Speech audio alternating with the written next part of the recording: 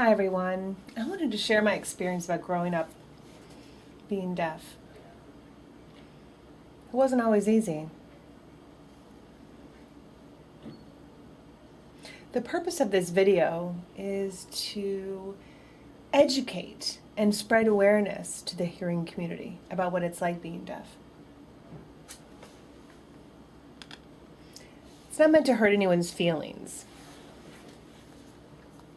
I feel like it's important for me to educate parents, educators, or other people who work with someone who's deaf. Hopefully this video will help them understand a little bit better. Some of you might already know I was adopted. I am so thankful for my adoptive family. But I've always felt like something was missing. You know what I mean? Like that true bond.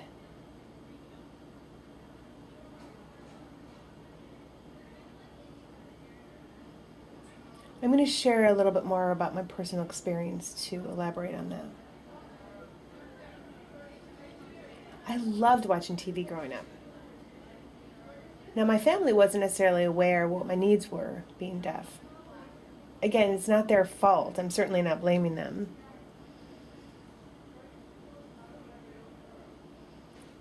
But I wish they would have known. Would have saved me so much headache. So, for example, if my family was all gathered to watch something on the television, remember there were no captions on the TV for me. So I couldn't quite follow what the TV or what the movie was about. It was really hard for me to follow. So I'd sit very close to the speakers on the television. Now at that time I didn't have hearing aids either. So I'd put my ears up to the television and try to follow what was going on at the same time. Because I wanted to feel what was going on, the emotions in the movie. But I still oftentimes didn't get it. Later, when I had hearing aids, I loved putting them on to watch a show, but I still had a hard time following. Sometimes people in my family would get what the gist was, and I missed something. And my family would say, "Put your hearing aids on." Really? I can't believe that my family would say that. That always kind of left an impression. I didn't expect that from my family. That type of experience made me realize what it's going to be like out in the hearing world, too. But my own family? I understand how they feel, or must have felt, for me to interrupt while they're engaged in a movie, for me to interrupt and ask questions about what was going on to clarify what I was missing. Maybe they felt that this was one way for me to get it, is to have my hearing aids, but it hurt my feelings. Again, that feeling of that true bond was missing. Yeah, it hurt my feelings.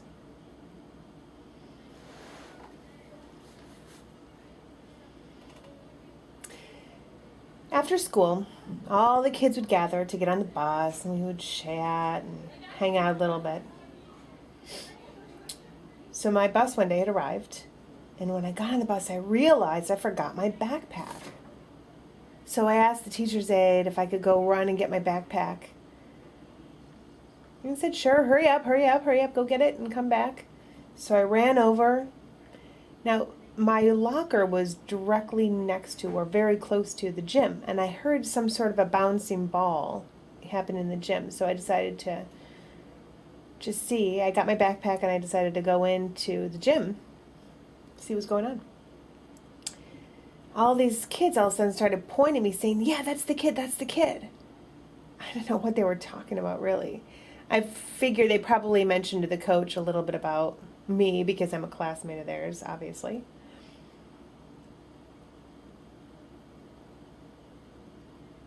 So the coach gave me the ball and said, "Go ahead, I want to see what you got."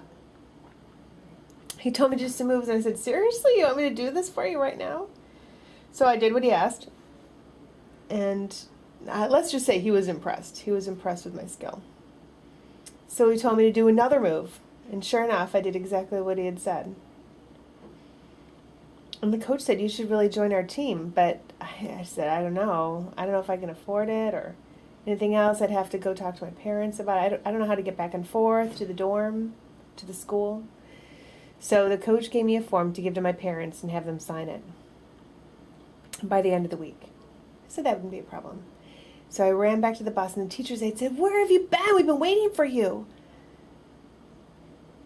And the coach came over and clarified the situation with the teacher's aide. And I got my backpack, got on the bus, and got home. My parents, when I showed them the form, I gave it to them, and they thought it was a really good idea. They knew I loved basketball. When I gave the form back to the coach,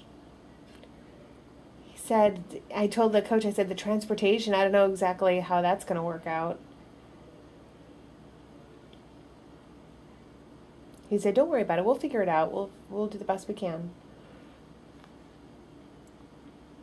So after some discussion, the next thing I know, I was approved to go and stay at the dorm.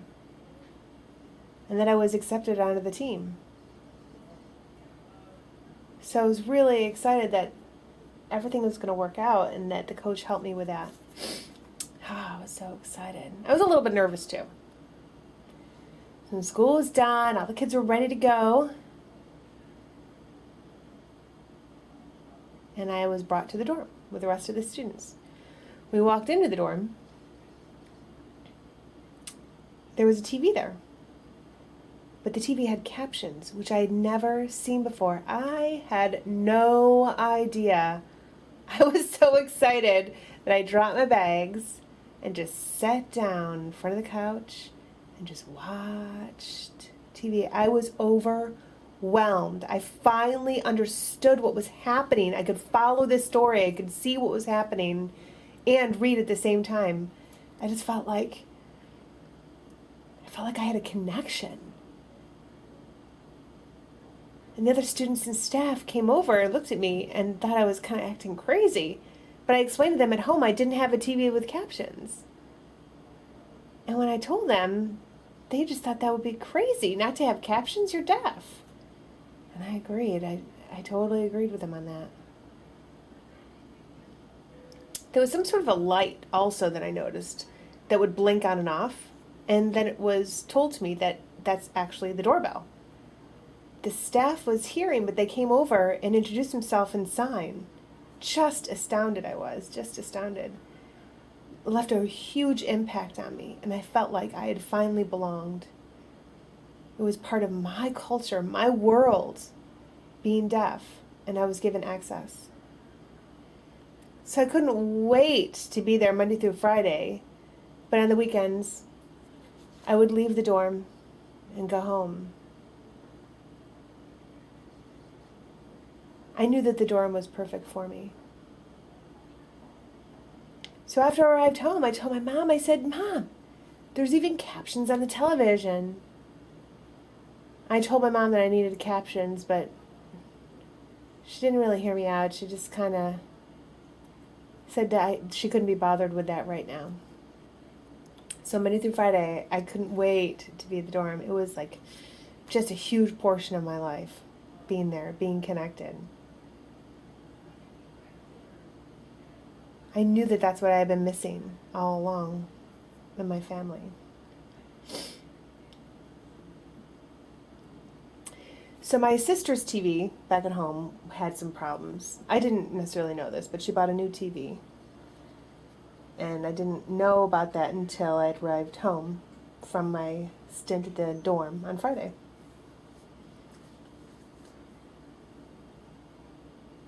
So once I saw the new TV in my sister's room, I noticed the TV in my sister's room.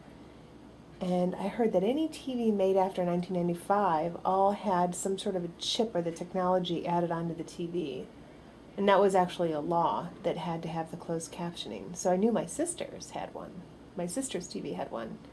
So I asked her if we could switch out the TVs. And I showed my mom the captions on my sister's TV, and I wanted to switch them. My mom said no. And I just thought, the TVs are almost exactly the same, almost identical. Nothing will be lost in switching the TVs. But my mom still said no. So you know what I did? After everyone went to sleep, I switched the two TVs. I didn't get caught. No one woke up. Oh, I was so excited. I watched TV all night long. I learned so much from reading the captions. That's why I speak so well and I have good vocabulary. I learned a lot of that from the captions. It's almost like a dictionary, but without meaning. So if there was a word I didn't understand, I would write it down. And then I'd go to the dictionary and find out the meaning of the word that I didn't catch the first time. It was just like I was on fire. I was so excited because I had been behind before in my education. So for about a month, that was going on. Now my room was on the 3rd floor, my family's home. I was so excited that no one actually caught me. But I saw that someone had rung the doorbell, so I came downstairs. And guess what?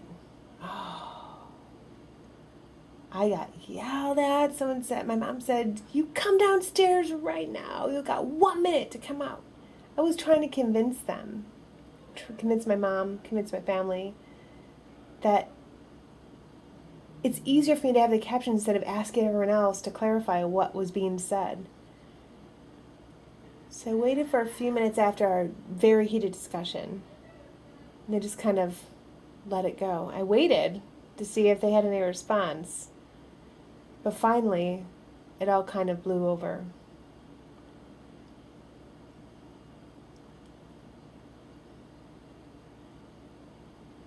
I still have that TV, actually, going to college.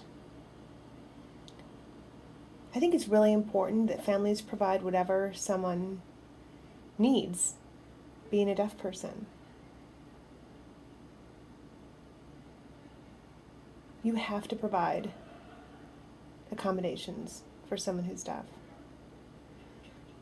Now, obviously, going to a school, we have a TTY, there's a Lions Club, and that's kind of like a big Christmas event that goes on there, and then we're invited to go to. There were a lot of kids, young children that ended up going, and at that time, I was the only deaf person there who was involved in the club. So everyone got presents. I didn't even know it was for, but it was heavy. I didn't know what it was. So when I opened it, it was a TTY. Again, I was so excited and thankful because now I had a TTY as well as my TV with the captions. Again, feeling that bond, feeling some of my culture. I hadn't totally felt that up until now.